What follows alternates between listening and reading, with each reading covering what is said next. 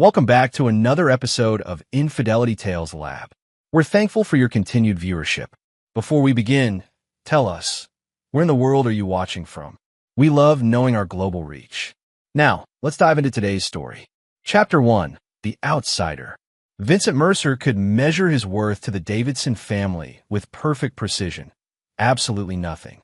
10 years of marriage to Natalie, a decade of family gatherings, and he remained the perpetual outsider, the man who was tolerated but never embraced. Today's spectacle at Harold Davidson's retirement party only confirmed what Vincent had always known.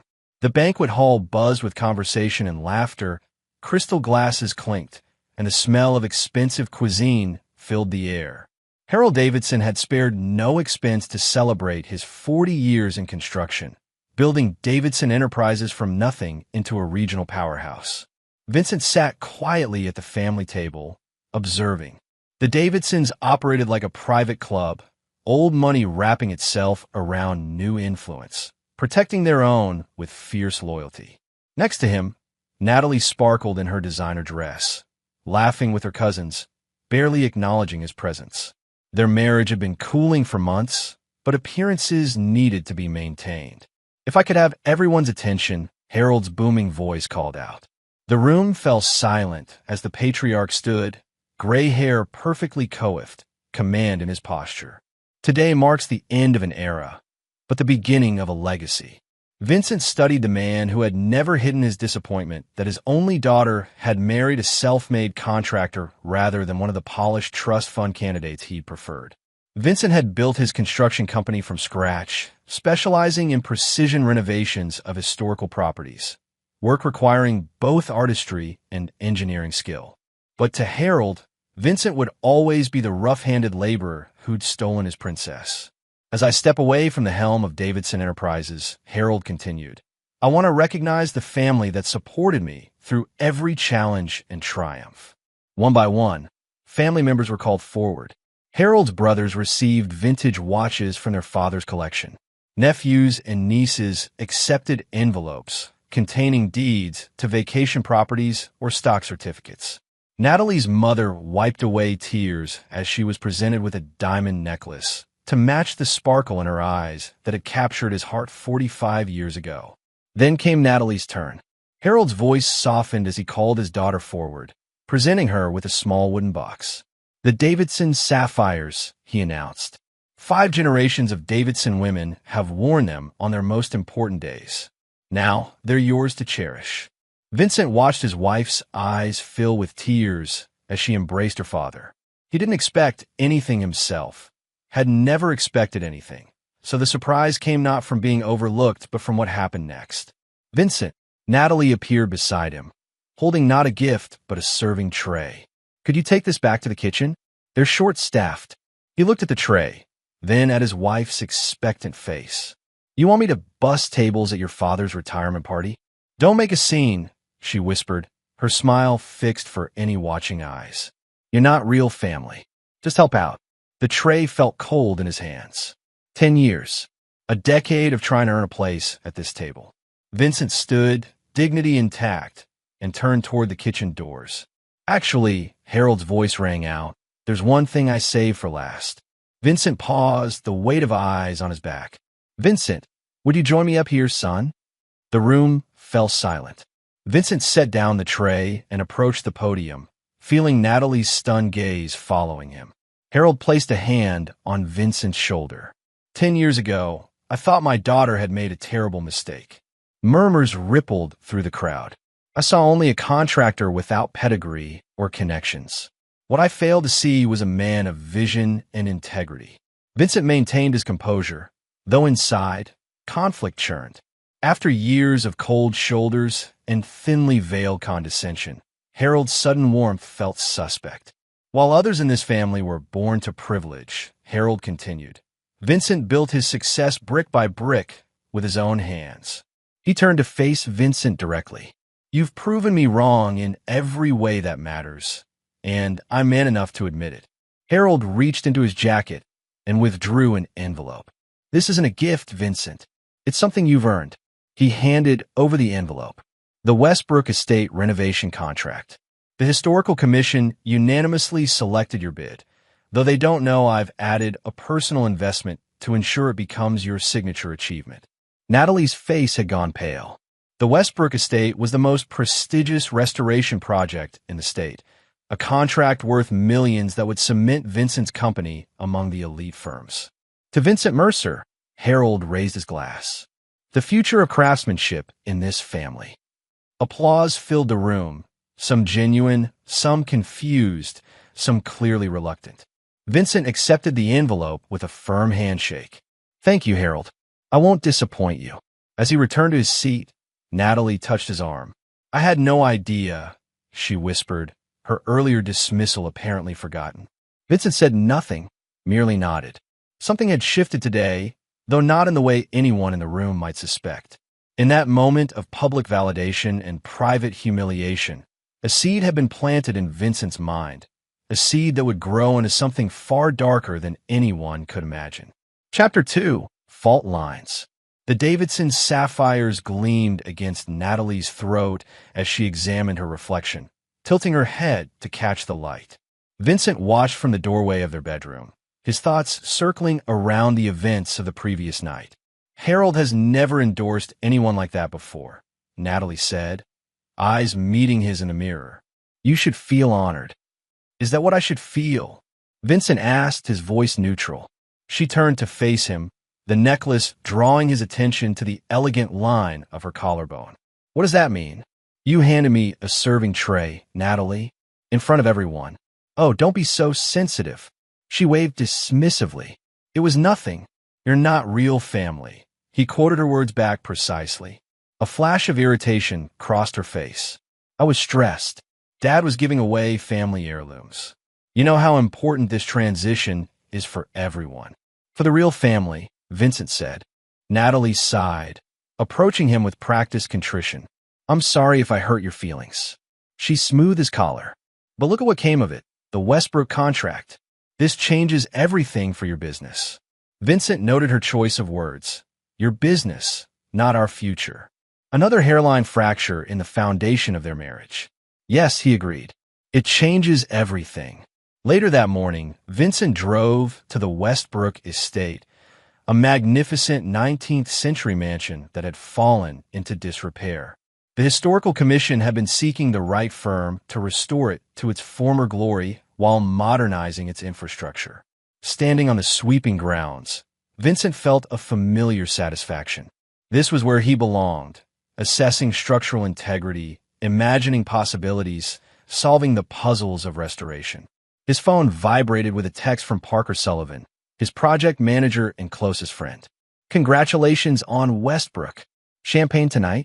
Vincent texted back. Site visit now. Me at office at 3. As he pocketed his phone, another text arrived from an unknown number. Your father-in-law's endorsement came with strings attached. Meet me at Riverside Park, North Gazebo, 1 p.m. if you want the truth. Vincent stared at the message, a cold certainty settling in his stomach. He'd never trusted Harold's sudden change of heart. At precisely 1 p.m., Vincent approached the gazebo overlooking the river. A woman in her early 40s sat on the bench, her posture rigid with tension. Mr. Mercer? She asked as he approached. Yes, and you are? Diana Lowell, Chief Financial Officer at Davidson Enterprises. She gestured to the space beside her. Please sit. Vincent remained standing. What strings are attached to the Westbrook contract? Diana glanced around before speaking. Harold is dying. Pancreatic cancer. 6 months, maybe less. The information landed like a physical blow. Despite their differences, Vincent had respected the older man. I'm sorry to hear that, Vincent said. But what does this have to do with me? Everything. Diana pulled out a tablet. Harold's succession plan names you as interim CEO of Davidson Enterprises after his death. Vincent's surprise must have shown on his face. Not what you expected? Diana asked. Not even close. Why not Natalie or one of his nephews? Diana's expression tightened. Because Davidson Enterprises is in trouble. Serious trouble. She swiped through several documents on her tablet. The company has been losing money for years. Harold's been covering it with personal funds and increasingly risky loans. When he dies, those loans come due. And he wants me to clean up his mess? He wants you to take the fall. Diana's eyes met his. Think about it. The outsider who suddenly gains control, then mismanages the company into bankruptcy. Meanwhile, the family assets will have been quietly transferred to a new holding company, one in which you have no stake. Vincent processed this, his expression revealing nothing. Why are you telling me this, Diana? Because I've worked for this company for 15 years. I've built my reputation on honest accounting, and I'm not going to prison for fraud. She handed him a flash drive. Everything's here. The shell companies, the diverted funds, the loan structures. Harold may be dying, but he's orchestrating one final con to protect the family fortune. And my wife? What's her role in this? Diana hesitated. Natalie has been on the board for 5 years, Mr. Mercer. She signs the quarterly reports. She knows. The pieces clicked into place. Natalie's increasing emotional distance, her sudden interest in company meetings, the late nights she claimed were spent with friends. There's more, Diana said quietly. About Natalie and Dominic Foster. Who's Dominic Foster? Harold's nephew, his sister's son. He joined the company 3 years ago as legal counsel. Diana couldn't meet his eyes. They've been close. Vincent felt something shift inside him. Not pain, but a cold, clarifying anger. How close? I've said enough. Diana stood. What you do with this information is your choice, Mr. Mercer. But be careful. The Davidsons protect their own. After Diana left, Vincent sat alone in the gazebo, turning the flash drive over in his hands. The foundation of his life, his marriage, his business relationships, his future plans, had just revealed its fatal flaws. Like any master builder, Vincent knew that when a foundation couldn't be repaired, the only option was to demolish and rebuild. His phone buzzed again. Natalie, dinner with Dad tonight. He wants to discuss the transition. Wear the blue suit. Vincent texted back a simple confirmation, his mind already mapping a different sort of transition, one that would leave nothing of his old life standing. Chapter 3. Hidden Chambers.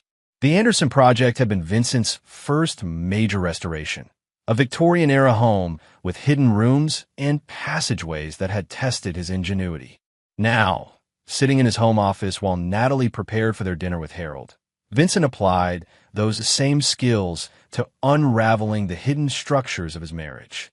Diana Lowell's flash drive had revealed a labyrinth of financial deceptions, accounts in the Cayman Islands, falsified profit reports, and systematic looting of the company's pension fund. But Vincent was more interested in the personal communications folder. Emails between Natalie and Dominic Foster dating back 2 years painted an intimate picture of betrayal. Hotel receipts, plans coordinated around Vincent's business trips, discussions of their future together once the situation was resolved. Vincent felt strangely calm as he read through their exchanges. The man he had been a week ago might have felt devastated. That man was gone now, replaced by someone colder and more calculating. His phone rang. Parker Sullivan. I've got the initial assessment for Westbrook, Parker said when Vincent answered. But there's something off about the contract terms. The payment schedule's unusual. In what way? Vincent asked, though he already suspected the answer. Major payments backloaded, with your company fronting most of the expenses. If anything goes wrong mid-project, you'd be exposed financially. As designed, Vincent murmured. What? Nothing.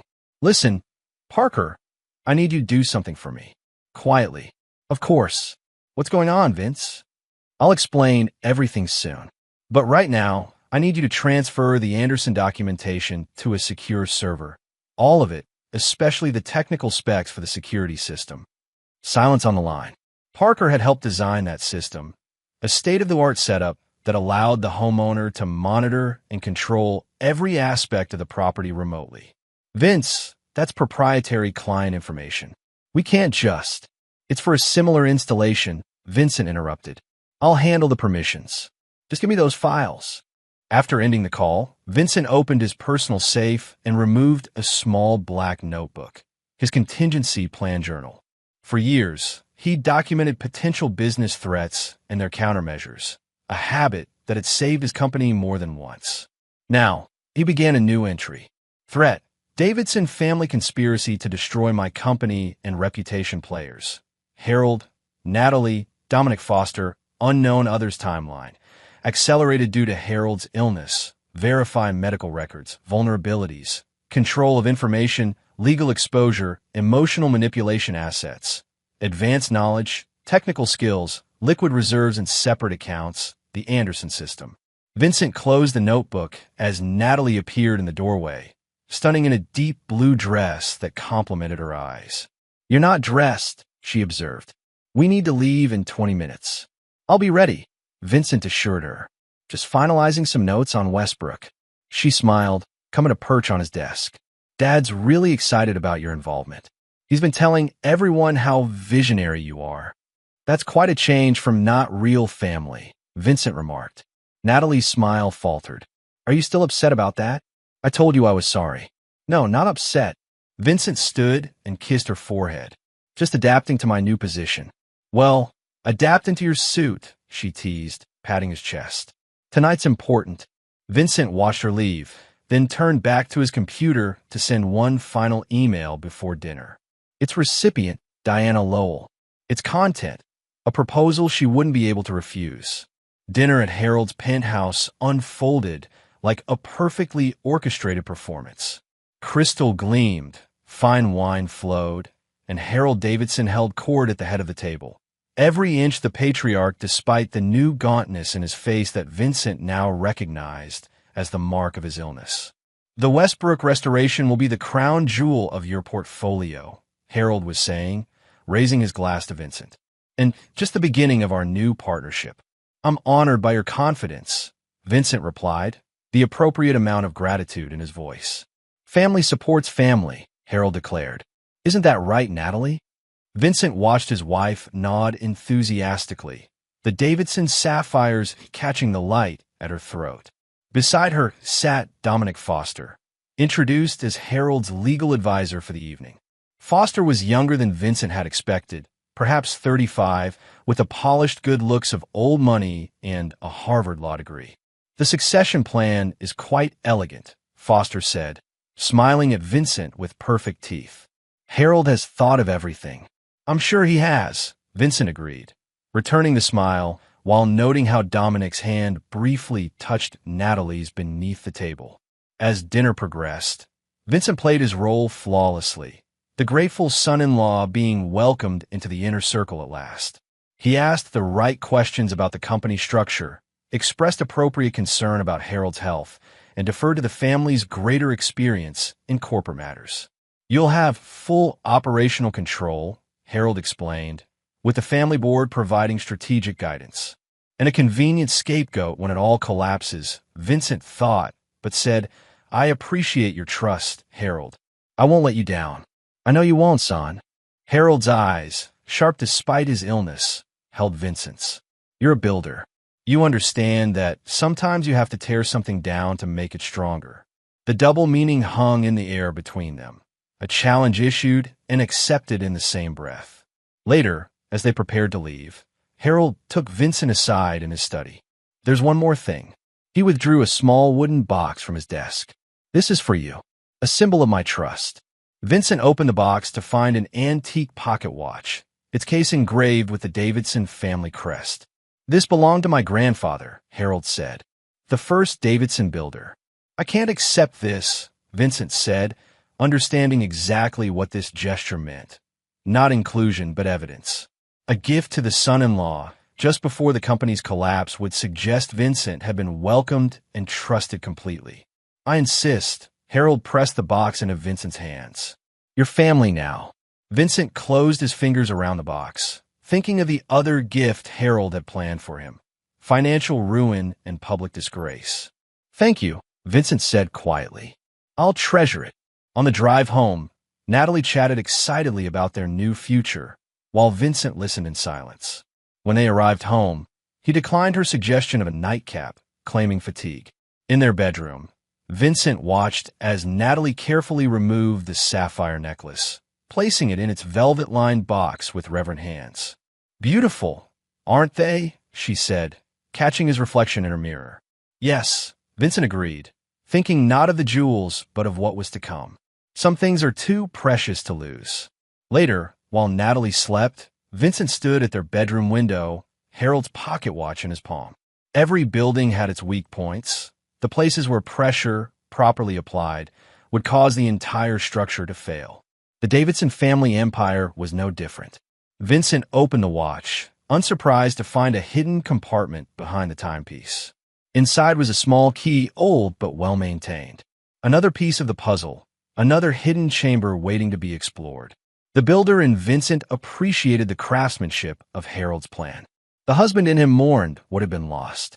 But the man he was becoming, that man began to construct something new from the ruins of his trust. A design not of restoration, but of calculated retribution. Chapter 4. Excavation. You've been quiet all week, Natalie observed over breakfast, 3 days after their dinner with Harold. Is something wrong with the Westbrook project? Vincent looked up from his tablet, where he'd been reviewing the information Diana Lowell had been sending him. Detailed accounts of Davidson Enterprises' financial manipulations. Just focused, he replied, offering a reassuring smile. A project this size requires complete attention. Well, don't forget we have the charity gala tomorrow night, Natalie reminded him. The whole family will be there, plus half the city's business leaders. Dad wants to introduce you as the future of Davidson Enterprises. Vincent nodded. The future of Davidson Enterprises. I wouldn't miss it. After Natalie left for her Pilates class, though Vincent now knew she was meeting Dominic Foster at the Lakeside Hotel, he drove to the offices of Mercer Restoration. The company he'd built from nothing occupied 3 floors of a renovated warehouse downtown. Its exposed brick walls and reclaimed timber beams a testament to his philosophy of honoring the past while building for the future. Parker Sullivan was waiting in Vincent's office, concern etched on his features. At 45, Parker had been with Vincent since the beginning, a structural engineer whose brilliance was matched only by his loyalty. I've secured those Anderson files you asked for, Parker said without preamble. Now will you tell me what's going on? You've been different since the retirement party. Vincent closed his office door. What I'm about to tell you involves serious legal risks. If you want to walk away after hearing it, I'll understand. Parker's expression hardened. 10 years, Vince. Have I ever walked away? For the next hour, Vincent laid out everything. Harold's terminal illness, the company's impending collapse, Natalie's affair with Dominic, and the plan to make Vincent the fall guy for decades of corporate malfeasance. Parker listened in stunned silence, then let out a low whistle. Jesus, Vince. What are you going to do? Not what they expect, Vincent replied, unlocking a drawer in his desk and removing his contingency journal. I'm going to expose the fraud, but not as their scapegoat, as the person who discovered and reported it.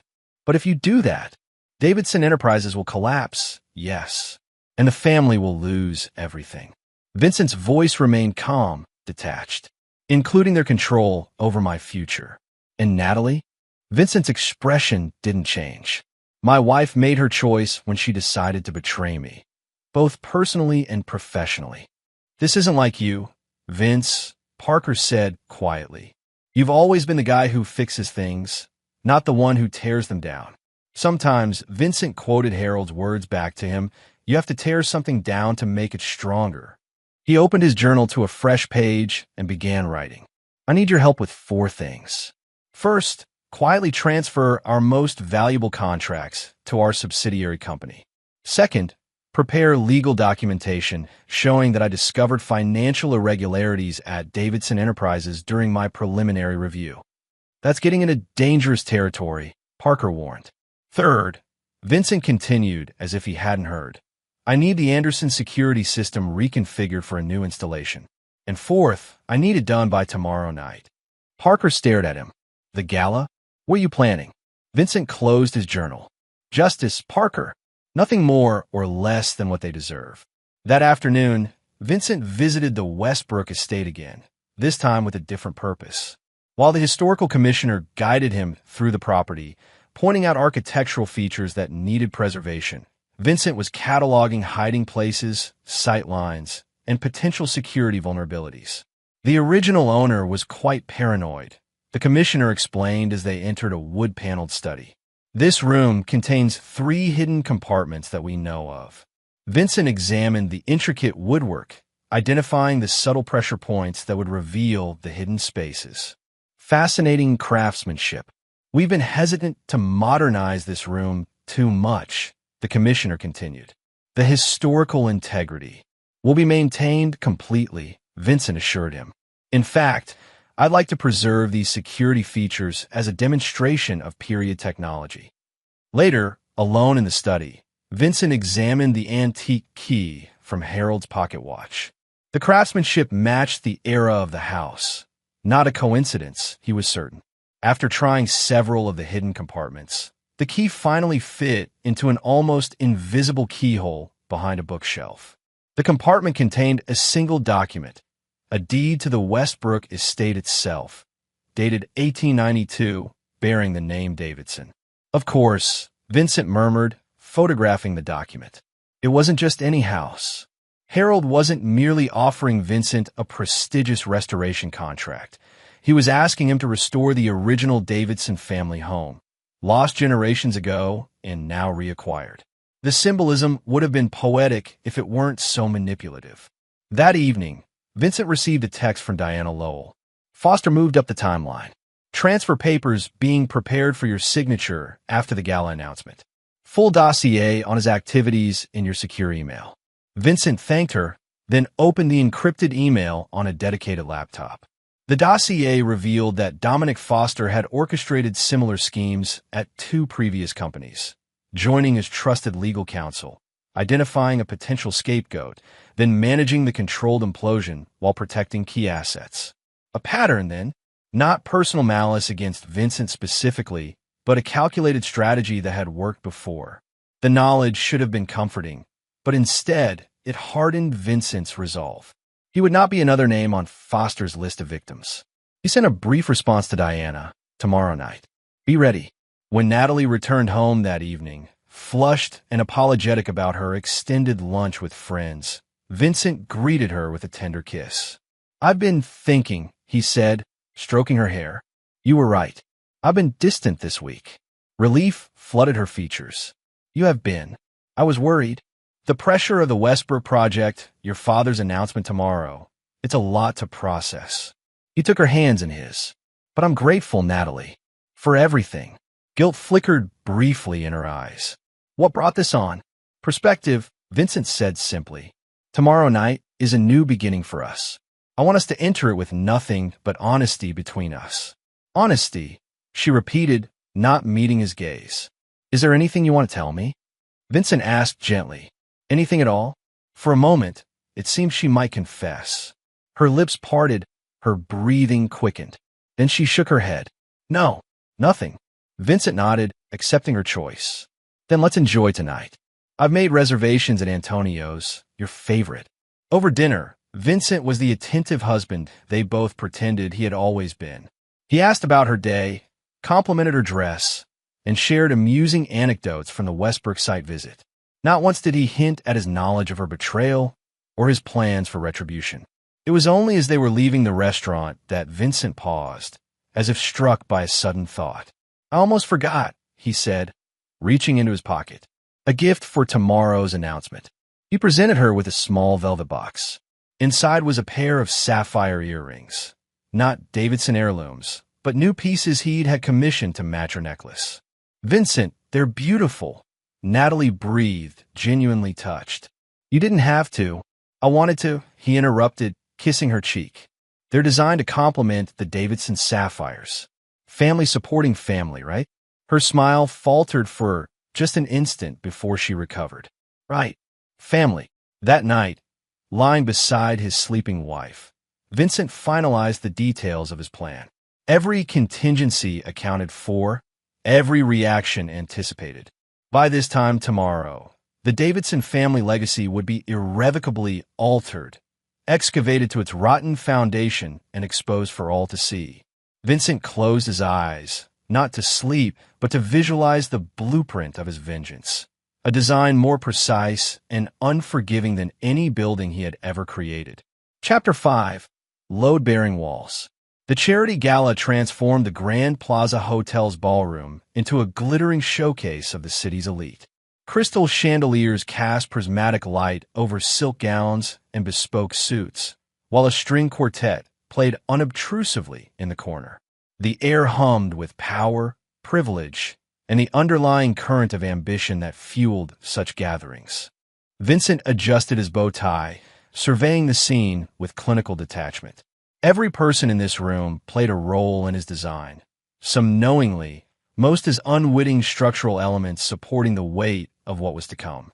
"You look devastatingly handsome," Natalie whispered, appearing at his side in a midnight blue gown that showcased the Davidson sapphires at her throat and ears. "Every woman here is wondering how I got so lucky." Vincent smiled, placing his hand at the small of her back. "The luckiest man in the room, that's me." Across the ballroom, he caught sight of Dominic Foster in conversation with Harold. The younger man's attention, however, kept straying to Natalie, brief, hungry glances that confirmed everything Vincent needed to know. "Your father seems energetic tonight," Vincent observed. "No one would guess he's unwell." Natalie tensed slightly beside him. "What do you mean?" "Diana mentioned his health concerns," Vincent said casually. "I assumed you knew." "Diana Lowell spoke to you?" "About Dad." The alarm in Natalie's voice was genuine. In passing, Vincent assured her. Something about making sure the transition goes smoothly, given his treatments. Before Natalie could respond, Harold himself approached, his public persona firmly in place despite the pallor beneath his tan. "There's my visionary son-in-law," Harold boomed, clapping Vincent on the shoulder. "Ready for your grand introduction?" "Born ready," Vincent replied with an easy confidence that made Harold nod approvingly. "That's the spirit." Harold turned to his daughter. "Natalie, the McAllisters are asking for you. Something about the Children's Hospital fundraiser." As Natalie moved away, Harold's demeanor shifted subtly, his voice lowering. "Foster tells me you've been asking questions about the company structure, studying the financial reports." "Due diligence," Vincent explained. "If I'm to step into your shoes, I need to understand exactly what I'm walking into." Harold studied him carefully. "And what do you think you're walking into, Vincent?" "A complex situation that requires a steady hand." Vincent met his father-in-law's gaze without flinching. "Fortunately, I'm good with complicated structures." A flash of something, respect, perhaps, or wariness, crossed Harold's face. "Indeed you are. That's why I chose you." He checked his watch. 20 minutes until the announcement. "I suggest you use that time to circulate. Make connections. These people will be instrumental to your success. Or witnesses to my destruction," Vincent thought, but didn't say. As Harold walked away, Vincent felt his phone vibrate with a text from Parker. "Systems activated. Monitors accessible on your secure tablet. Diana, in position." Vincent acknowledged with a single letter, K, then made his way through the crowd, shaking hands and exchanging pleasantries with the city's business leaders, politicians, and socialites. Each conversation was brief but purposeful, laying groundwork for what would follow. At the bar, he encountered Dominic Foster ordering champagne. 2 glasses, Foster specified, before noticing Vincent. "Ah, the man of the hour." "Excited about the announcement?" "Anticipating it," Vincent replied, accepting a whiskey from the bartender. "Though I admit, I'm still learning the intricacies of Davidson Enterprises." Foster smiled, the expression not reaching his eyes. "It's a complex organization. Fortunately, you'll have the family board to guide you through the challenging parts. I've always found that the best way to understand a structure is to examine its foundation," Vincent said, raising his glass in a toast. "What lies beneath tells you everything about stability." Foster's smile faltered slightly. "Sometimes what lies beneath is best left undisturbed." Mercer. "Perhaps," Vincent conceded, "but I've built my career on knowing exactly where to look for hidden weaknesses." The two men regarded each other with newfound clarity, opponents recognizing the opening moves of a chess match already in progress. "Enjoy your moment in the spotlight," Foster said finally, taking both champagne glasses. "I've prepared quite an introduction for you." As Foster walked away, Vincent checked his secure tablet. The surveillance system he had installed, modeled after the Anderson design, but significantly enhanced, was functioning perfectly. Split-screen displays showed Harold's private office at the hotel, where Foster had just entered, setting down the champagne glasses and removing a folder from his briefcase. Another screen showed Natalie in conversation with the mayor's wife, her body language relaxed but her eyes constantly scanning the room. A third display monitored Diana Lowell, positioned near the service entrance with a slim portfolio case. Vincent put away the tablet as the string quartet fell silent, replaced by the gentle chiming of a spoon against crystal. Harold calling for attention. "Friends, colleagues, distinguished guests," Harold began, standing at the center of the ballroom with commanding presence. "Tonight is more than a charity gala. It's a celebration of legacy and future." The crowd turned toward him, conversations fading to attentive silence. "For 40 years, I've had the privilege of building Davidson Enterprises from a small construction firm into the company you know today." Harold's voice carried emotion that, Vincent noted, seemed entirely genuine. "Now, as I prepare for the next chapter of my life, I want to introduce you to the man who will lead our family legacy forward." Natalie appeared at Vincent's side, squeezing his hand with what felt like genuine pride. "This is it," she whispered. "Vincent Mercer," Harold continued, gesturing toward him, "has demonstrated extraordinary vision, integrity, and skill in his own right. Though he came into our family as my daughter's husband, tonight I am proud to welcome him as my successor." Applause filled the room. Vincent moved forward, the perfect picture of humility and gratitude as he joined Harold at the center of the gathering. "Thank you, Harold," Vincent said, his voice carrying clearly through the ballroom. "And thank you all for your warm welcome. The Davidson legacy is one of excellence and innovation, values I've always strived to embody in my own work." He paused, scanning the rapt faces before him. "When Harold first approached me about this transition, I was honored but cautious.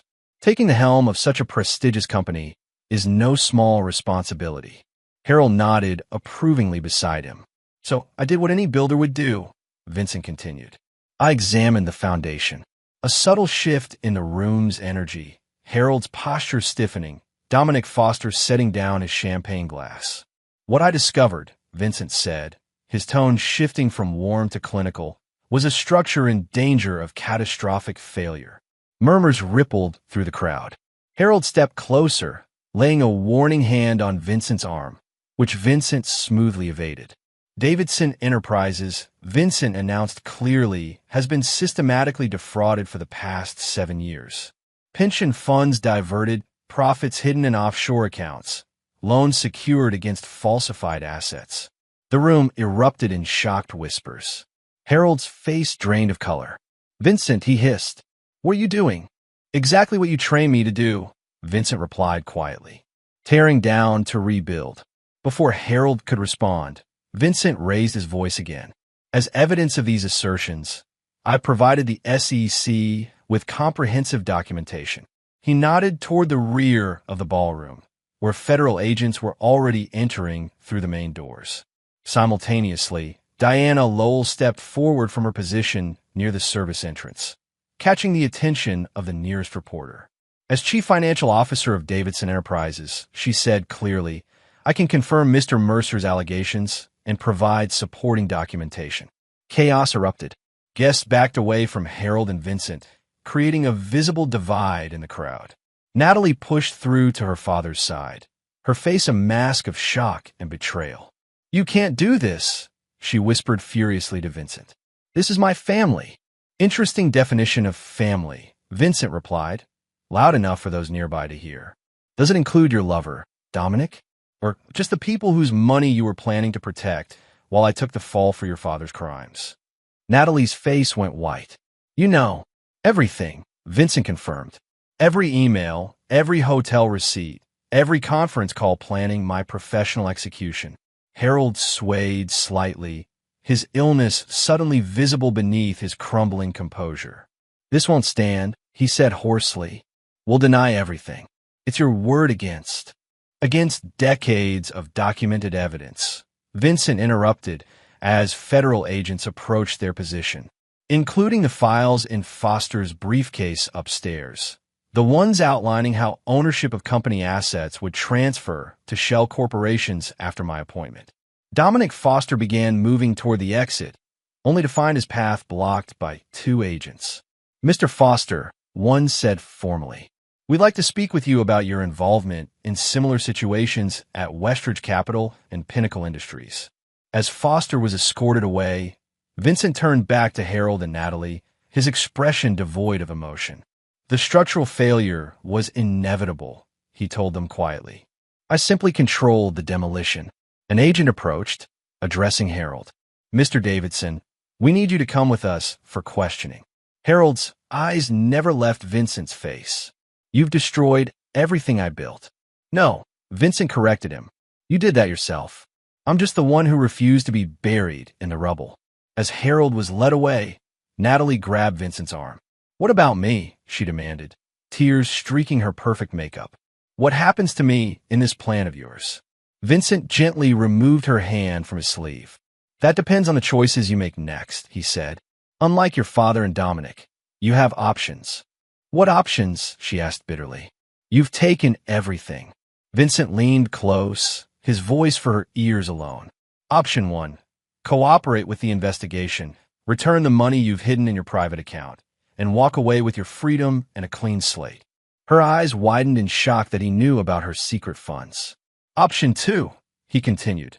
Claim ignorance and loyalty to your father and Foster. Fight the charges. Lose everything anyway, including your liberty." "You're asking me to betray my family," she whispered. "I'm offering you the chance to save yourself," Vincent corrected. "More than you offered me." The Davidson sapphires gleamed at her throat, a family legacy now tarnished beyond repair. She reached up, unfastening the necklace with trembling fingers. "You should take these," she said, holding them out to him. "They're probably worth something." Vincent didn't take them. "Keep them, Natalie. A reminder of choices and consequences." As reporters swarmed and cameras flashed, Vincent walked away from his wife, his gaze already fixed on the future rising from the ruins he had engineered. Chapter 6. Pressure Points. 3 weeks after the gala, Vincent sat in the conference room of Mercer Restoration, reviewing final plans for the Westbrook estate. The scandal had dominated headlines for days, but Vincent had remained largely above the fray, portrayed by the media as the whistleblower who had discovered financial irregularities during his preliminary review of Davidson Enterprises. Parker Sullivan entered, closing the door behind him. "The bankruptcy court approved the sale of Davidson's remaining legitimate assets," he reported. "Our bid for the construction division was accepted." Vincent nodded, making a note on his tablet. "And the estate? The Historical Commission wants to proceed with the restoration under our original contract. They were impressed by your integrity in the Davidson matter." Outside the windows, autumn sunlight glinted off the river. Vincent had always appreciated this view. The water's constant movement, its ability to shape even the hardest stone through persistent pressure. "Any word from Natalie's attorneys?" Vincent asked. Parker hesitated. "She's accepted your settlement offer. Full divorce, no claims on your business assets, in exchange for the penthouse and a reasonable monthly allowance." "Good." Vincent's tone was neutral, businesslike. "And the other matter? Diana Lowell has been offered immunity in exchange for her testimony. She asked me to thank you for keeping your word." Vincent allowed himself a small smile. She earned it. Without her documentation, none of this would have been possible. Parker pulled up a chair, his expression serious. "Foster is still fighting the charges. His attorneys are claiming entrapment, saying you set him up at the gala." "Let him fight," Vincent said dismissively. "The evidence speaks for itself." "And Harold," Vincent's expression hardened. "Terminal cancer doesn't preclude serving time, even if it's in a medical facility." Parker studied his friend. In the weeks since the gala, Vincent had transformed, not outwardly, but in subtle ways that only someone who knew him well would notice.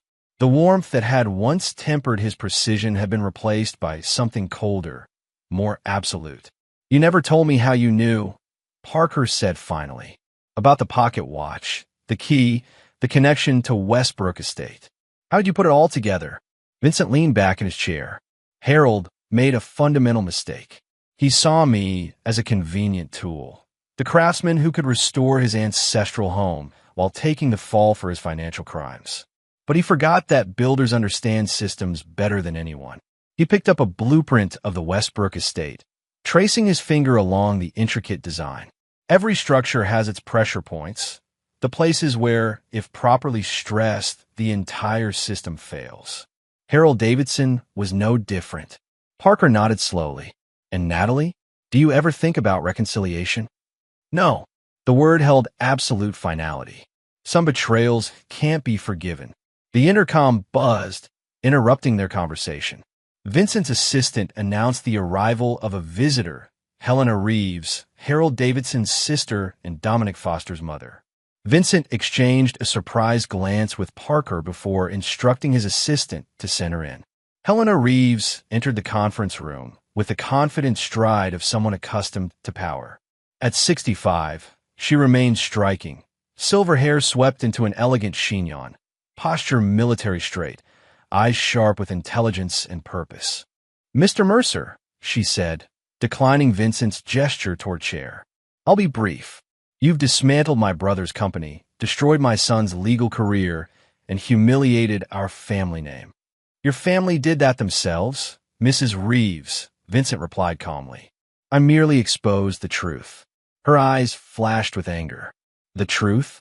Let me tell you about truth, Mr. Mercer. Davidson Enterprises supported hundreds of families, funded community projects, built half the infrastructure in this city. Now those employees are jobless, those projects abandoned. The construction division will continue under new management," Vincent noted. "Those jobs are safe." "How convenient for you," Helena sneered. "The builder acquires his rival's assets at bankruptcy prices while positioning himself as a hero." Vincent regarded her steadily. "Did you come here to accuse me of something specific, Mrs. Reeves, or simply to vent your displeasure?" "I came to warn you," she said, her voice dropping to a dangerous register. "You've made powerful enemies. My family has connections you can't imagine. People who owe us favors, people who understand loyalty." "Interesting," Vincent observed. "Your definition of loyalty seems to include fraud, conspiracy, and infidelity. I wonder if these powerful connections share your flexible ethics." Helena stepped closer, her composure slipping. "My nephew-in-law was supposed to be the fall guy in a necessary business restructuring. Instead, you become the architect of our destruction. There will be consequences." Vincent rose slowly, towering over her despite her commanding presence.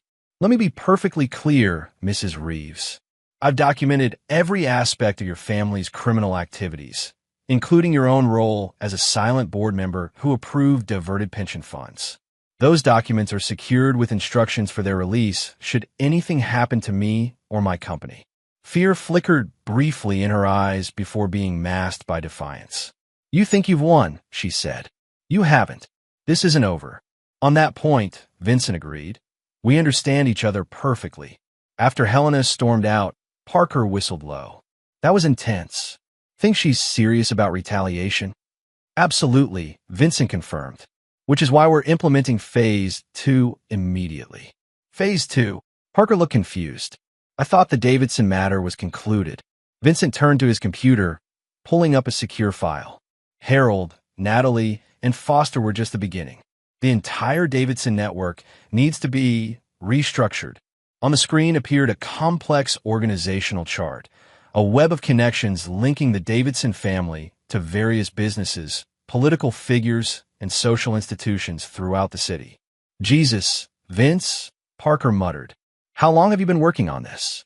"Since the night of the retirement party," Vincent said, his voice distant with memory. "When I recognized what they intended for me, I began mapping everyone involved in their ecosystem: beneficiaries, enablers, silent partners." "And what exactly do you plan to do with this information?" Vincent's expression remained neutral, but his eyes held cold determination. "Apply pressure to the right points until the entire structure collapses, just as they would have done to me." Parker looked troubled. "This is starting to sound less like justice and more like retribution," Vincent finished for him. Yes, perhaps it is. Later that evening, Vincent sat alone in his new apartment overlooking the city. The space was minimalist, functional, a deliberate contrast to the lavish penthouse he had shared with Natalie. Here, every element served a purpose, without ornamentation or sentimentality. His phone chimed with a text from an unfamiliar number. They're planning something. Meeting tonight at the Winslow Club. Foster, Helena, and 3 others. Details in your secure email. DL. Vincent sent a brief acknowledgement, then opened his laptop to check the encrypted message from Diana Lowell. Her position as the state's key witness against the Davidsons had not diminished her value as Vincent's inside source. If anything, her visibility now protected her from retaliation while giving her access to information others might conceal. The email contained meeting details, security arrangements, and a list of attendees, including 2 names that surprised even Vincent. Powerful connections indeed. He opened his contingency journal, adding these new players to his organizational chart. Every person who had benefited from Davidson corruption, every individual who had looked the other way, every enabler who might now seek vengeance on behalf of the family, all mapped with precision. Vincent had once specialized in preserving historical structures while modernizing their functionality. Now he applied those same skills to a different kind of renovation, the systematic dismantling of a corrupt network that had nearly destroyed him. One by one, he identified the pressure points within this larger system. The weak connections, the vulnerable dependencies, the load-bearing relationships that, if removed, would bring down entire sections of the Davidson influence. As midnight approached, Vincent activated a secure connection to the surveillance system he had installed at the Winslow Club months earlier. Not in anticipation of this specific meeting, but as part of his broader strategy of information gathering. The exclusive club's private dining room came into view on his screen. Helena Reeves sat at the head of the table, flanked by attorneys representing both Harold and Foster. 2 city council members, both recipients of generous Davidson contributions, completed the gathering. Vincent increased the audio, listening as Helena outlined their strategy for countering the Mercer problem. He's vulnerable through his company, she was saying. The Westbrook contract is his financial lifeline now. If that were to encounter difficulties, one of the council members nodded. The Historical Commission serves at the pleasure of the council. We could raise concerns about his suitability given the ongoing legal complications.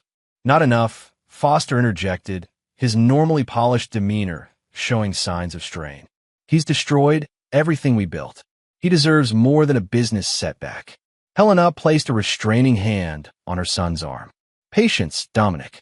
Vincent Mercer has made himself a target, but we must be strategic. Reckless action will only strengthen his position. What about his personal life? One of the attorneys suggested. Now that Natalie's out of the picture, is there anyone else close to him? Family? A girlfriend? Business partners? Vincent tensed as Foster mentioned Parker Sullivan's name. His project manager. They've been friends for years. That could be a pressure point. Look into it, Helena instructed. Everyone has vulnerabilities. Find Mercer's. Vincent closed the connection, his decision made. Phase 2 would accelerate immediately. The Davidsons had survived on intimidation and leverage for generations. Now those same tactics would be turned against them with methodical precision. He picked up his phone and drafted a message to Diana. Time to implement the Westbrook Protocol. All targets. No exceptions. Her response came almost immediately. Understood. Files ready for distribution. Point of no return, Vincent. Are you certain? Vincent thought of Natalie's words at the retirement party. You're not real family. He thought of the serving tray in his hands, the weight of a decade's humiliation. He thought of Harold's calculated plan to build him up only to destroy him. He thought of Foster and Natalie planning their future together while orchestrating his downfall. His reply was simple. Proceed. Chapter 7. Controlled Collapse. 6 months after the gala, Vincent stood in the newly restored grand ballroom of the Westbrook estate. Sunlight streamed through the meticulously refurbished stained glass windows, casting prismatic patterns across marble floors that had been hidden beneath decades of neglect. The restoration was nearly complete. a triumph of craftsmanship that had already earned national recognition in architectural circles. The Historical Commission is ecstatic, Parker said, joining him by the central fireplace. They're talking about special recognition at next month's Preservation Awards.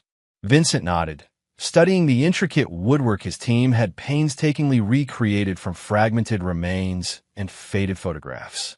The Davidson craftsmanship deserved to be preserved, whatever the family's later sins. Parker glanced at him carefully. Speaking of the Davidsons, have you heard the latest? About Harold's compassionate release? Yes. Vincent's expression remained neutral. Terminal illness has its privileges, even in the justice system. Not just that, Parker said, lowering his voice despite the empty room. Helena Reeves was indicted this morning. Tax evasion, wire fraud, conspiracy. The whole package. A faint smile touched Vincent's lips. Interesting timing. Interesting source material, Parker corrected. The evidence package came from anonymous digital drops, exactly like the ones that brought down City Councilman Weber last month, and Judge Harrington the month before that. Vincent said nothing, moving to examine a section of repaired ceiling medallion. Vince, Parker pressed this systematic dismantling of everyone connected to the Davidsons. It has your fingerprints all over it. Not literally, of course. You're too careful for that. But the precision, the timing, the selection of targets. The preservation of historical detail is always my priority, Vincent remarked, apparently focused on the craftsmanship above. Don't you find it satisfying when long-buried truths finally see the light? Parker sighed. When does it end? Vincent turned to face his friend, his expression suddenly intense. When every person who participated in their scheme has faced consequences proportionate to their involvement. Not before. And Natalie? Parker asked quietly. Where does she fall in this spectrum of justice? Before Vincent could answer, his phone chimed with a notification. He checked the screen, then pocketed the device with a slight smile. Speaking of Natalie, she's just filed for bankruptcy. Apparently, the lifestyle she maintained after our divorce exceeded her settlement allowance. Parker looked troubled. You're monitoring her finances? I monitor everyone who might pose a threat, Vincent said matter-of-factly. The Davidsons still have resources and connections. Parker, vigilance is necessary. A construction worker appeared in the doorway, hesitantly interrupting their conversation. Mr. Mercer? We've uncovered something unusual behind the library wall. You might want to take a look. Does something unusual prove to be a hidden vault? Not marked on any of the historical plans, its existence apparently forgotten until the restoration work had revealed its outline behind damaged wood paneling. Vincent dismissed the workers, examining the vault door with professional interest. The mechanism was sophisticated for its era, a combination lock rather than a keyed entry. Think it's empty? Parker asked, running his hand over the aged metal surface. No, Vincent replied with curious certainty. The Davidsons never left value behind. He placed his ear against the door, fingers working the dial with practiced precision. Years of restoration work had given him an intuitive understanding of period mechanisms. After several methodical attempts, he felt the satisfying click of tumblers aligning. The heavy door swung open, revealing a space approximately 6 feet square. Metal shelving lined 3 walls, mostly empty but for a few leather-bound ledgers and a single wooden box similar to the one that had held the Davidson sapphires. Vincent approached the box first, opening it carefully. Inside, nestled on faded velvet, lay a signet ring bearing the Davidson family crest, the same symbol engraved on Harold's pocket watch. Family artifacts, Vincent murmured, lifting the ring for closer inspection. Parker picked up one of the ledgers, flipping through yellowed pages covered in faded handwriting. These look like the original account from when the house was built, he observed. Construction costs, materials, worker payments. Vincent set down the ring and took the ledger from Parker, scanning the entries with growing interest. Not just construction records, he said after a moment. Look at these notations in the margins. The marginalia, written in a different hand from the main entries, detailed additional arrangements with city officials, property acquisitions from reluctant sellers, and competitive advantages gained through means left deliberately vague. The Davidson Empire's true foundation, Vincent said, a note of grim satisfaction in his voice, built on corruption from the very beginning. He gathered the ledgers, along with the ring box. These will be useful. For the historical record? Parker asked, though his tone suggested he already knew the answer. Vincent's smile was cold. History should be accurate, don't you think? Especially family history. Later that day, Vincent sat in his office reviewing the newly discovered documents. The ledgers provided context for what he had already suspected. The Davidson legacy had been built on corruption, intimidation, and fraud from its inception. The current generation had merely continued a family tradition. His intercom buzzed. "Mr. Mercer, there's a Ms. Davidson here to see you. She doesn't have an appointment." Vincent paused, surprised. "Natalie?" "No, sir. She says her name is Claire Davidson. Harold Davidson's granddaughter from his first marriage." Vincent frowned. He had researched the Davidson family extensively and had found no record of Harold having children from any marriage before his union with Natalie's mother. "Send her in," he instructed, quickly activating recording protocols on his office security system. Claire Davidson entered with the confident stride of someone accustomed to commanding attention. In her early 30s, she bore a striking resemblance to Harold, the same piercing eyes and authoritative presence, though her auburn hair and more delicate features suggested her mother's genetics had tempered the Davidson characteristics. "Mr. Mercer," she said, extending her hand. "Thank you for seeing me without an appointment." Vincent shook her hand, gesturing toward a chair. "I wasn't aware Harold had a granddaughter." "Few people are," Claire replied, sitting with perfect posture. "My mother, Harold's daughter from his first marriage, was effectively erased from the family narrative after she refused to participate in certain business practices." Vincent studied her with cautious interest. "Why come to me now?" "Because you've done what no one else could or would," Claire said directly. "You've exposed the corruption that has sustained my grandfather's empire for generations." "Your timing is convenient," Vincent observed. "The Davidson family assets are being liquidated. Harold is dying under house arrest. And suddenly an unknown heir appears." Claire smiled, a gesture that transformed her features from merely attractive to genuinely striking. "I'm not here for assets, Mr. Mercer. I have my own resources. I'm here because we share a common interest." "Which is?" "Justice," she said simply. "My mother spent years gathering evidence of Davidson crimes, evidence she intended to bring to authorities before her convenient accident 12 years ago." Vincent leaned forward slightly. "What kind of accident?" "A car with failed brakes on a mountain road," Claire said, her composure slipping to reveal a flash of old pain. "The investigation found no evidence of tampering, despite clear signs of brake line damage." "I'm sorry for your loss," Vincent said, with genuine sympathy. "But that doesn't explain why you've come to me rather than the authorities investigating the current cases." Claire reached into her handbag, removing a flash drive which she placed on Vincent's desk. "Because what's on this drive doesn't just implicate my grandfather or his immediate circle. It exposes decades of systematic corruption involving judges, politicians, business leaders, many still in positions of power." Vincent made no move to touch the drive. "And you think I'm what?" "Your ally in this broader crusade. I think you understand something fundamental about the Davidsons that law enforcement doesn't," Claire said. "This isn't about a few illegal financial transactions. It's about a dynasty built on manipulation and fear. Taking down Harold, Foster, and Helena is merely pruning the branches. The roots remain intact." Vincent felt a curious resonance with her words, an echo of his own conclusions after discovering the Westbrook ledgers. "These roots you mention, how deep do they go?" "To the founding of this city," Claire answered without hesitation. "The original Davidson, the one who built Westbrook Estate, was a master of leveraging secrets and exploiting weaknesses. Every generation since has refined his methods." She gestured toward the flash drive. "Everything is there. Names, dates, transactions, evidence trails.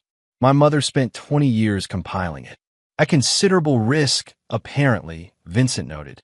Claire's expression hardened, a risk that ultimately cost her life. I've spent the last decade adding to her work, waiting for the right moment and the right ally to bring it forward. Vincent still didn't touch the drive. Why me, Ms. Davidson? Why not take this directly to federal prosecutors? Because 3 federal prosecutors are implicated in these files, she replied calmly. Because you've already demonstrated both the courage to confront my family and the strategic mind to do it effectively.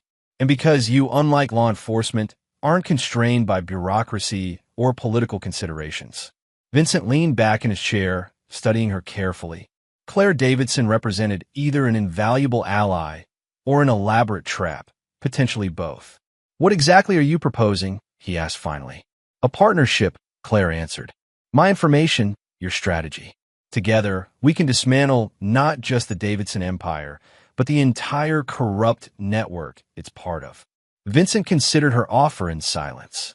The systematic dismantling he had been orchestrating was already more extensive than anyone outside his inner circle realized. Claire's resources could accelerate the process significantly if she was genuine. I'll need to verify your information, he said at last, picking up the flash drive. And your identity. Claire nodded, seemingly unsurprised. I expected nothing less. You'll find DNA test results on the drive, confirming my relationship to Harold. As for the rest, she smiled again, that transformative expression that momentarily softened her intensity. I think you'll find the evidence speaks for itself. After she left, Vincent inserted the flash drive into a secure, isolated computer system specifically designed for evaluating potentially compromised data. The contents were even more extensive than Claire had suggested. Thousands of documents, photographs, audio recordings, and financial records dating back nearly 50 years. He spent hours scanning the material, his perception of the Davidson conspiracy expanding with each file. What he had uncovered was significant, but merely the visible portion of a far larger structure of corruption and influence. A text from Parker interrupted his review. Just got word. Dominic Foster has accepted a plea deal. Reduced sentence in exchange for testimony against former clients. Names are sealed, but sources say they include major political figures. Vincent sent a brief acknowledgement, then returned to Claire's files with renewed focus. Foster's plea deal aligned perfectly with patterns emerging from the historical evidence. The Davidsons had always maintained escape routes, always preserved leverage against allies who might become liabilities. By midnight, Vincent had reached a decision. He composed 2 messages. The first to Diana Lowell. Need comprehensive background check on Claire Davidson, claiming to be Harold's granddaughter from first marriage. Priority Alpha. The second to Claire herself. Preliminary review complete. Meet tomorrow, 10 a.m., Westbrook Estate Library. Come alone. Her response was immediate. I'll be there. And Mr. Mercer? Thank you for your consideration. Vincent closed the secure system and walked to the windows of his office. The city spread before him, lights gleaming against the night sky like stars fallen to earth. Somewhere in that glittering landscape, Harold Davidson was spending his final days under house arrest, his empire crumbling around him. Vincent remembered the retirement party that had set everything in motion. The tray in his hands, Natalie's casual cruelty, the weight of years of subtle humiliations. Then Harold's surprising endorsement, the contract that was meant to be both bait and trap. You're not real family, Natalie had said. She had been right, though not in the way she intended. Vincent was not a Davidson by blood or marriage, a fact for which he was increasingly grateful as the true nature of the family legacy came into focus. Tomorrow's meeting with Claire would either cement a powerful alliance or reveal a sophisticated countermove in the ongoing chess match with what remained of the Davidson influence. Either way, Vincent would be prepared. The demolition he had begun with surgical precision was approaching its final phases. What would rise from the cleared ground remained to be seen. Chapter 8. Foundation Stones. Westbrook Estate stood silent in the morning light, its restored facade gleaming like a vision from another century. Vincent waited in the library, where ornate bookshelves now held period-appropriate volumes and reproduction artifacts. The hidden vault had been preserved as a historical feature, its door currently standing open to reveal the empty interior. The ledgers and ring box safely secured in Vincent's personal safe. The restoration was 2 weeks from completion, every detail executed according to Vincent's exacting standards. The irony wasn't lost on him. He had restored the Davidson ancestral home to its original glory, even as he systematically dismantled the family's power and reputation. Claire Davidson arrived precisely at 10, dressed in a tailored charcoal suit that conveyed serious professionalism rather than fashion consciousness. She carried a slim leather portfolio, but no purse or other accessories. "You've done remarkable work here," she observed, taking in the library's meticulously restored details. "It's exactly as my mother described it from her childhood visits." Vincent gestured toward a seating area where coffee service had been arranged on an antique table. "You've verified my restoration. Now I need to verify your information." Claire took a seat, crossing her legs with practiced elegance. "What have you concluded so far?" "That either you're exactly who you claim to be," Vincent replied, pouring coffee for them both, "or you're executing an elaborate deception orchestrated by what remains of the Davidson inner circle." "A fair assessment," Claire acknowledged, accepting the coffee without drinking it. "Have you received confirmation of my DNA test results?" "I have. They appear legitimate, though such things can be manipulated." Claire smiled slightly. "You're very thorough, Mr. Mercer. My mother would have approved." "Tell me about her," Vincent said, watching Claire's expressions carefully. "Elizabeth Davidson, Harold's daughter from his marriage to Catherine Sellers, 1966 to 1971. If Claire was surprised by his knowledge of these details, she didn't show it. "My mother was the great disappointment of Harold's life, a Davidson with a conscience. She recognized early the corruption at the heart of the family business and refused to participate, which resulted in her effective erasure from family history," Vincent noted. "More than erasure," Claire corrected. "Active suppression. Harold used his influence to block her career opportunities, sabotage her relationships, and eventually drive her into a kind of exile. She changed her name, moved across the country, and built a new life for herself and me. Yet maintained her investigation into family activities," Vincent observed. "It became her life's work," Claire confirmed. "A detailed accounting of Davidson crimes across 3 generations." Vincent studied her over the rim of his coffee cup. "Revenge is a powerful motivator." "Justice is more powerful," Claire countered, "and more sustainable. A subtle distinction in practice," Vincent remarked. Claire set down her untouched coffee. "Not so subtle, Mr. Mercer. Revenge seeks personal satisfaction through another's suffering. Justice seeks balance, appropriate consequences for harmful actions." "And which are you pursuing, Ms. Davidson?" "Both," she admitted frankly. "I want personal satisfaction from seeing my grandfather's corrupt empire dismantled. But more importantly, I want the systemic corruption he fostered exposed and excised." Vincent nodded, appreciating her honesty. "That's essentially what Diana Lowell told me about you." Claire tensed slightly. "You've spoken with Diana about me?" "I have extensive resources for verification," Vincent said mildly. "Diana confirmed your mother's existence, your relationship, and your history of investigating the family." "I see." Claire relaxed marginally. "And what else has your verification revealed?" Vincent leaned forward. "That you've been strategic about your timing. You could have brought forward your evidence years ago, but you waited until I had already initiated the Davidson downfall." "I waited until success was possible," Claire corrected. "Previous attempts to expose the family were systematically neutralized. Your approach succeeded where others failed because you understood something essential about the Davidsons." "Which is?" "That they're builders at heart," Claire said. "Every generation has understood structural integrity, load-bearing elements, pressure points. You fought them on their own terms, architecturally." Vincent felt an unexpected sense of connection with this woman who articulated so clearly what had been his intuitive approach. "There's something you should see," he said, standing. He led her to a concealed panel beside the fireplace, pressing a hidden mechanism that caused the panel to slide silently open, revealing a small alcove. "Another vault?" Claire asked, peering into the space. A message center, Vincent explained. The original Davidson used this to leave instructions for associates. Arrangements too sensitive for written records. Claire stepped closer, examining the craftsmanship.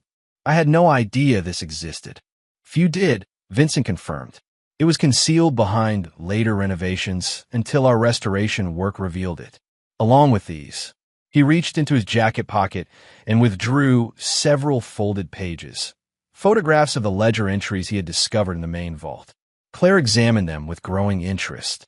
These confirm everything my mother suspected about the original Davidson's methods, she said after a moment. The foundation of coercion and manipulation was laid with the house itself. Which brings us to our potential partnership, Vincent said, taking the pages back. You have historical evidence. I have current leverage and strategic position. Together, we could indeed dismantle the entire corrupt network stemming from your family's influence. But you have concerns, Claire intuited. One primary concern, Vincent acknowledged. Your motivation. Specifically, what you expect to gain personally from this alliance. Claire's expression turned contemplative. A reasonable question. I have no interest in Davidson assets or influence. My professional life as an investigative journalist is quite separate from my family history. A journalist? Vincent raised an eyebrow. That wasn't in your background check. I use a professional pseudonym, Claire explained. Alexandra Winters. Perhaps you've read my exposés on corporate fraud in the healthcare industry. Vincent had indeed read those pieces, meticulously researched investigations that had led to regulatory overhauls and several high-profile prosecutions. Impressive work, but it doesn't answer my question about personal gain. Claire met his gaze directly. What I gain is completion, closure, the fulfillment of my mother's final wish, to see justice served not just on Harold, but on the entire corrupt system he perpetuated. Vincent considered this, noting the emotion that briefly surfaced in her otherwise composed demeanor. And afterward, once this mission is accomplished, I continue my work, she said simply. There's no shortage of corruption in need of exposure. Vincent made his decision. I propose a limited partnership focused on specific targets drawn from your evidence and my ongoing investigations. We coordinate but operate independently where possible.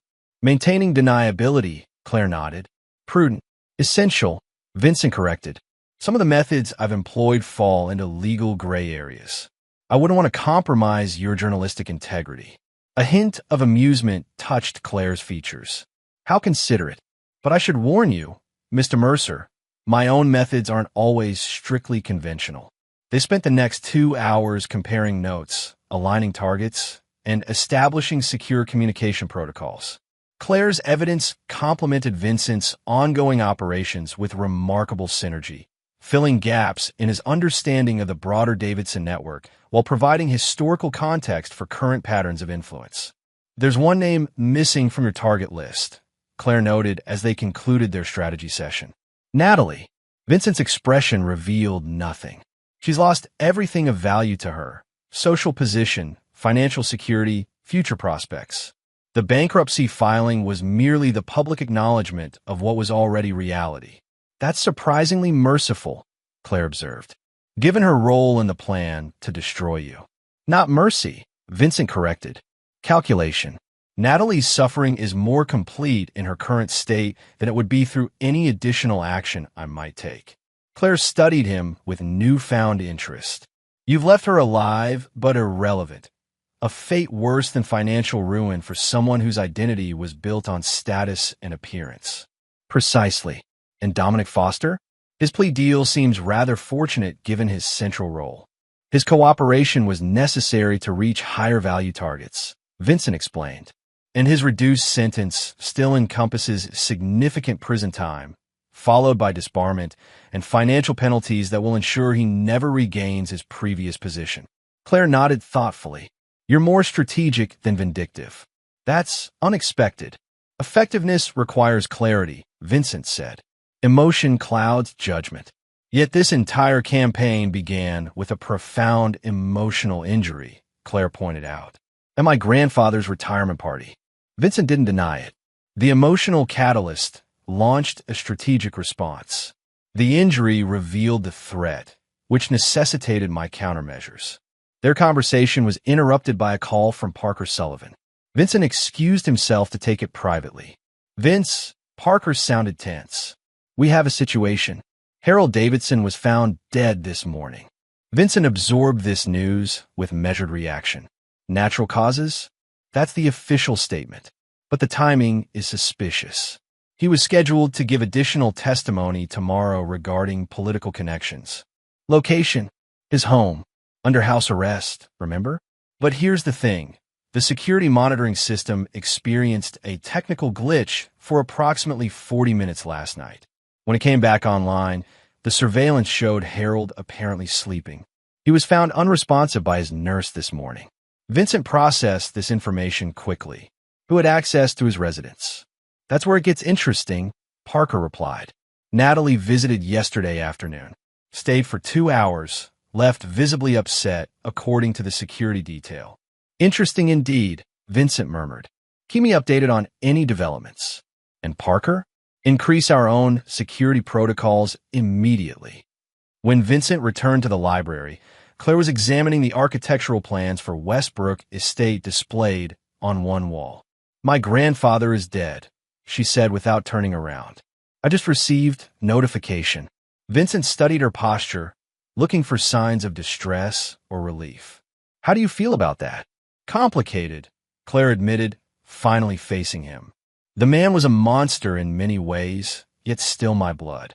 I've spent so long pursuing justice for his crimes that I never considered how I'd feel when he was actually gone." "Justice outlives its targets," Vincent observed. "His death doesn't end our work." Claire nodded, composing herself. "If anything, it makes it more urgent. Without Harold as the central figure, the remaining network will reconfigure itself.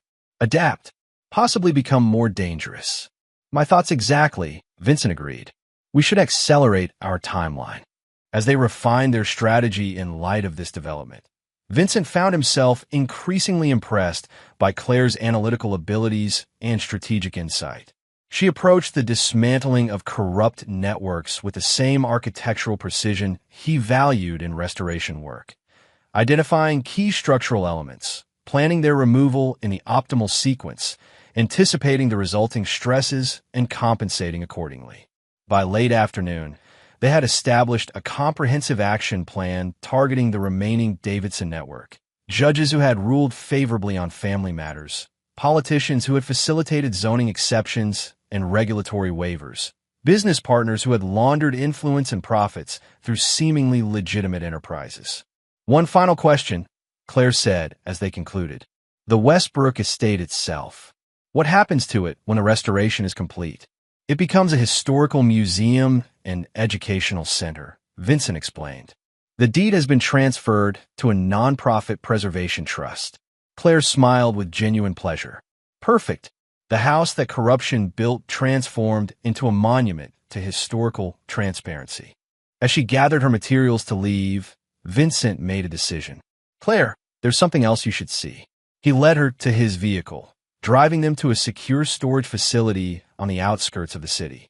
Inside a climate-controlled unit, dozens of carefully labeled boxes contained organized evidence, the physical manifestation of Vincent's methodical dismantling of the Davidson empire. "This is," Claire breathed, taking in the scope of his collection. "Insurance," Vincent said simply. "And legacy. Everything here is duplicated in secure digital storage with deadman protocols. If anything happens to me, the entire archive is automatically distributed to law enforcement agencies, journalists, and regulatory bodies." Claire turned to him, understanding dawning in her eyes. "You never intended to stop with Harold and his immediate circle." "No," Vincent confirmed. "From the moment I understood the true scope of their activities, I committed to complete demolition." "Why show me this now?" Vincent regarded her steadily. "Because if we're truly partners in this, you deserve to know exactly what you're part of. And because if anything does happen to me, someone needs to ensure the protocols execute properly." Claire nodded slowly, the weight of this trust evident in her expression. "Thank you. I won't disappoint you." As they drove back to the city, Vincent received another call from Parker, this time with news that crystallized the next phase of their campaign. The medical examiner is ruling Harold's death as suspicious, Parker reported. Possible poisoning. And Natalie has disappeared. Her apartment was found empty, evidence of hasty packing. Vincent exchanged a glance with Claire. Interesting timing. There's more, Parker continued. Helena Reeves is claiming that Harold's death nullifies certain evidence agreements, as he can no longer testify to authenticate key documents. A predictable legal maneuver, Vincent noted. Unlikely to succeed, but it will cause delays. After ending the call, he brought Claire up to speed on these developments. Natalie fleeing suggests foreknowledge, Claire observed, either of Harold's death or of something equally damaging about to emerge. Either way, Vincent replied, it changes our immediate priorities. That evening, having established their partnership and initial strategy, Vincent returned to his apartment to find an unexpected delivery, a small package with no return address. Inside was the Davidson signet ring he had discovered in the Westbrook vault, along with a handwritten note. The prodigal son takes his rightful place. Welcome to the family, Vincent. N. Vincent studied the ring, turning it in the light to examine the intricate crest. Then, with deliberate finality, he placed it in a small evidence bag, labeled it meticulously, and added it to his growing archive of Davidson crimes and manipulation. Natalie's message was clear. She saw his methodical dismantling of her family's empire not as destruction, but as succession. In her mind, Vincent had become a Davidson in all but name, employing their own tactics against them with a skill that perversely earned her respect. She couldn't have miscalculated more completely. Vincent wasn't becoming a Davidson. He was ensuring that what the Davidsons represented would be systematically eradicated, not just their wealth and influence, but the entire corrupt foundation they had established across generations. He sent a brief text to Claire. Phase 1 complete. Phase 2 begins tomorrow. Be ready. Her response came moments later. Ready and committed. No mercy, no exceptions.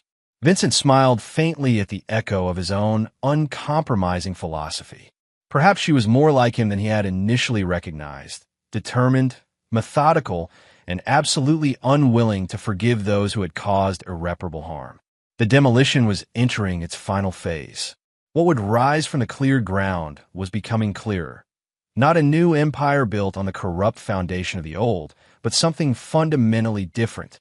A structure of accountability, transparency, and justice that would make the corruption of the past impossible to rebuild. Chapter 9. The Final Beam.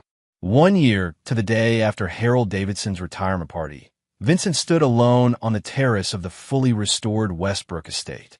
The property's formal gardens had been replanted according to original designs, though the modern irrigation system concealed beneath the classical landscape ensured sustainability that the original Davidson builder had never considered. The grand opening of the Westbrook Historical Center was scheduled for the following day, a civic celebration expected to draw officials, preservationists, and media from across the country. The Davidson family home had been transformed into a museum dedicated to architectural preservation and historical transparency, with one wing specifically focused on documenting the rise and fall of corrupt power structures in the city's development. Vincent's phone chimed with a notification. The final judgment in the Davidson Enterprises bankruptcy proceedings had been entered. The remaining legitimate assets had been distributed to creditors, pension claimants, and various restitution funds. The Davidson name now existed primarily in cautionary business ethics case studies and law enforcement databases. Over the past year, Vincent and Claire had methodically executed their plan to dismantle the broader Davidson network. 27 indictments, 15 convictions, 9 plea agreements, 3 judicial resignations, and 2 regulatory overhauls later, the corrupt ecosystem that had sustained Davidson influence for generations had been comprehensively dismantled. Claire had published a series of explosive investigative articles under her Alexandra Winters byline, documenting the historical pattern of corruption with evidence so irrefutable that even the most powerful figures implicated had been unable to evade consequences. Her work had earned national recognition, including a prestigious journalism award. Vincent had maintained his more shadowed role, providing evidence and strategic direction while focusing publicly on the Westbrook restoration and the continued growth of Mercer Restoration, which had become the region's premier historical preservation firm. "I thought I'd find you here." Claire's voice interrupted his thoughts as she joined him on the terrace. "Contemplating your masterpiece." Vincent turned to greet her. Over the past year, their professional partnership had evolved into something more complex. Not quite friendship, but a deep mutual respect founded on shared purpose and complementary methods. "Considering symmetry," he corrected. "1 year ago today, I stood in a different ballroom, holding a serving tray while your grandfather prepared to sacrifice me for family preservation." Claire nodded, understanding the significance. "And tomorrow, the world celebrates your restoration of the physical Davidson legacy, while the family itself has been consigned to history's cautionary chapters." "Poetic justice," Vincent agreed. "Speaking of justice," Claire said, her tone shifting to business, "I received confirmation that Natalie has been located in Argentina. Local authorities are cooperating with the extradition request." Vincent absorbed this information with characteristically measured reaction. Following Harold's death, eventually ruled as poisoning by sophisticated means, Natalie had disappeared with remaining liquid assets from several hidden accounts. International warrants had been issued, but she had managed to elude authorities until now. "And Foster?" Vincent asked. "Still cooperating from federal custody," Claire confirmed. "His testimony in the Westridge case was particularly effective. 3 more indictments expected next week." Vincent nodded, satisfied with the progress. "And Helena?" "Sentencing next month. Her health is failing, but not quickly enough to keep her from significant prison time." They stood in comfortable silence, surveying the grounds of the estate that symbolized both the beginning and end of Davidson influence. "I've been offered a position with a National Investigative Journalism Center," Claire said after a moment, "leading a team focused on systematic corruption in infrastructure development." "You should take it," Vincent said without hesitation. "Your work deserves broader platform and resources." Claire studied him with a perceptive gaze that had made her such an effective investigator. "What about you, Vincent? What comes after this?" It was a question he had been considering with increasing frequency. The Davidson Project, as he had come to think of it, had consumed him for over a year. Its approaching completion left an uncertain future. "Mercer Restoration continues," he said. "There are other historical properties deserving preservation." "That's the business," Claire noted. "I'm asking about the man." Vincent considered this distinction. "The man continues as well, perhaps with a different focus. Other corrupt systems to dismantle," Claire suggested. "Perhaps," Vincent allowed. "Or perhaps something constructive rather than destructive." "You've always been a builder at heart," Claire observed. "Even your demolition was precisely engineered." Before Vincent could respond, Parker Sullivan approached from the main house, tablet in hand. "Final inspection reports are all positive," Parker announced. "Historical Commission has signed off completely. We're officially done." Vincent nodded. "Thank you, Parker, for everything." The depth of meaning in those simple words wasn't lost on his longtime friend and ally. Parker had stood by him through the entire Davidson campaign, despite occasional moral qualms about certain tactics. "Pleasure and privilege," Parker replied with equal simplicity. "What's next on the agenda?" "Tomorrow's opening ceremony," Vincent said. "Then we'll see." After Parker returned to the house, Claire's phone chimed with a notification. She checked it, her expression tightening. "What is it?" Vincent asked. "A message from my source in federal marshals," Claire replied. "Natalie is claiming to have evidence implicating you in Harold's death. Says she'll only surrender it in exchange for immunity." Vincent's expression didn't change. An expected maneuver. Desperate, but predictable. Claire studied him carefully. "Is there any substance to her claim?" "None whatsoever," Vincent said calmly. "I didn't kill Harold Davidson, though I can't pretend to mourn him." "The timing of his death was remarkably convenient," Claire observed neutrally.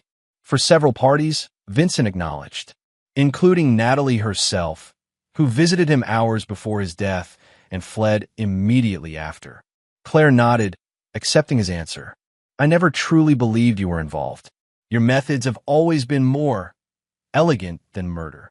I dismantle systems, not people, Vincent confirmed. Harold's death was unnecessary to my objectives and potentially counterproductive, as it complicated certain evidence chains. What do you think Natalie hopes to gain with this claim? Claire asked. Time, Vincent replied. Leverage. Perhaps a better plea arrangement. She's applying the Davidson playbook, when cornered, create confusion and implicate others. A strategy that no longer works now that the playbook itself has been exposed, Claire noted with satisfaction. As the sun began to set, casting long shadows across the restored gardens, Vincent found himself reflecting on the journey that had brought him to this moment. The humiliation of the retirement party seemed distant now, not forgotten, but transformed into the catalyst for a campaign of justice more comprehensive than he could have initially imagined. I should go, Claire said, checking her watch. Final edits on tomorrow's piece before the ceremony. Vincent nodded. The full exposé on the Davidson legacy? It's appropriate timing. A fitting conclusion, Claire agreed. Though not quite the end of our work. No, Vincent confirmed. Not quite the end. After Claire left, Vincent remained on the terrace as darkness fell and lights automatically illuminated the gardens. Tomorrow, this property would become public, a monument to preservation and transparency. The final step in transforming the Davidson legacy from power and corruption to historical caution. His phone chimed with a text from an unknown international number. It was never personal, Vincent, just family business. I did what was expected, as did you. Perhaps we're not so different after all. N. Vincent read the message twice, then deleted it without responding. Natalie still didn't understand. For the Davidsons, nothing had ever been personal. People were merely assets or obstacles to be utilized or removed according to family interest. For Vincent, everything was personal. Every decision, every action, every consequence, all stemming from a fundamental belief in personal responsibility and accountability. The very antithesis of the Davidson philosophy. His phone rang. Parker again. Vince, there's a situation at the main entrance. Security just stopped someone trying to access the property. Says she's your daughter. Vincent froze. I don't have a daughter. That's what I told security, Parker confirmed. But she's insistent. Young woman, maybe 20, has documentation supposedly proving relation. Says her name is Sophia Mercer. Vincent's mind raced through possibilities. A Davidson tactic? A desperate attempt by Natalie to create leverage? Or was something else entirely? Bring her to my office, Vincent instructed. Full security protocols. I want to hear what she has to say. 20 minutes later, Vincent studied the young woman seated across from him in the estate's restored library. Sophia Mercer, if that was indeed her name, had his eyes and jawline, combined with features that triggered uncomfortable recognition from a relationship long before Natalie. You honestly had no idea I existed? Sophia asked, her tone more curious than accusatory. None, Vincent confirmed, still processing the documentation she had provided. Birth certificate, photographs, DNA test results. Your mother never informed me of her pregnancy. She said you were focused on building your company, Sophia explained. That you made it clear you weren't interested in family responsibilities. Vincent recalled Rebecca Chambers. A brief relationship during the early days of Mercer Restoration ended amicably when their career paths diverged. She had moved to the West Coast for a job opportunity, and they had lost touch. That's not accurate, Vincent said carefully. Had I known, I would have acknowledged my responsibilities. Sophia nodded, seemingly unsurprised. Mom admitted recently that she made that choice unilaterally. That's partly why I'm here. Why now? Vincent asked. Why today specifically? I've been following your work, Sophia explained. The Davidson exposé, the restoration of this estate. I'm studying architectural preservation at university. Your company's approach is revolutionary. Vincent absorbed this information, noting the precise way she analyzed the room's restoration details even as they spoke, a familiar trait that resonated uncomfortably. That explains your interest in my work, Vincent acknowledged. Not your timing. Sophia met his gaze directly, another familiar trait. Mom is dying. Cancer. She wanted me to know my father before. She paused, composing herself. I've known about you my whole life. She kept detailed records, followed your career. I've just been working up the courage to make contact. Vincent processed this revelation with the same controlled exterior he maintained through all significant developments, though internally a profound shift was occurring. I'll need to verify this information, he said finally. Of course, Sophia agreed readily. I expected nothing less. The conversation continued for another hour. Sophia, describing her upbringing in Seattle, her education, her own interest in historical architecture that had developed independently of any knowledge of her father's specific expertise. Throughout, Vincent observed her mannerisms, her analytical approach to describing complex subjects, her careful emotional containment, all reflecting aspects of himself so precisely that DNA verification seemed almost redundant. After security escorted Sophia to accommodations arranged at a nearby hotel, with promises of continued conversation the following day pending verification, Vincent sat alone in the library, considering this unexpected development. Parker joined him, concern evident in his expression. Initial verification checks support her claims, he reported. Rebecca Chambers exists, worked for Wallace Design until her medical leave 3 months ago. Sophia's educational records match her story. Vincent nodded, processing. Continue comprehensive verification. Discreetly. Of course, Parker agreed. But Vince, she does look like you. Yes, Vincent acknowledged. She does. After Parker left, Vincent returned to the terrace. The restored Davidson estate spread before him in moonlight. The symmetry he had noted earlier had taken on new dimensions. As he completed the dismantling of one family legacy built on corruption and manipulation, the possibility of a genuine family connection had emerged unexpectedly. His phone buzzed with a text from Claire. Final article approved for publication after tomorrow's ceremony. The Davidson chapter closes definitively. What comes next for you? Vincent considered the question, looking out over the grounds of Westbrook Estate, a property built by the original Davidson as a monument to corrupt power, now transformed into a center for historical truth and preservation. The demolition was complete. The foundation had been exposed, the corrupt structure dismantled. Now came the greater challenge, building something worthy in its place. His reply to Claire was simple. Something new, something better. As he stood alone under the night sky, Vincent Mercer, builder, destroyer, and now possibly father, allowed himself to contemplate a future not defined by vengeance but by creation. The final beam of his demolition project would become the first stone of something entirely different. The last gift Harold Davidson had unknowingly given him wasn't the Westbrook contract or the validation at the retirement party. It was the catalyst for complete transformation, the opportunity to dismantle not just the Davidson empire, but the limitations of his own past. Tomorrow, the world would witness the culmination of his vengeful precision. But after that would come something even Harold Davidson could never have anticipated. A legacy built on truth rather than deception, creation rather than destruction, and a foundation strong enough to support generations to come. Vincent smiled faintly at the symmetry of it all, standing exactly 1 year later, no longer an outsider holding a serving tray, but the architect of his own destiny and perhaps, unexpectedly, a family legacy worthy of preservation. And there you have it. Another story comes to an end. What did you think? I'd love to hear your thoughts in the comments below. If you enjoy this story, consider joining our community by subscribing. It means the world to us. For more stories like this one, check out the recommended videos on screen. And I'll see you there.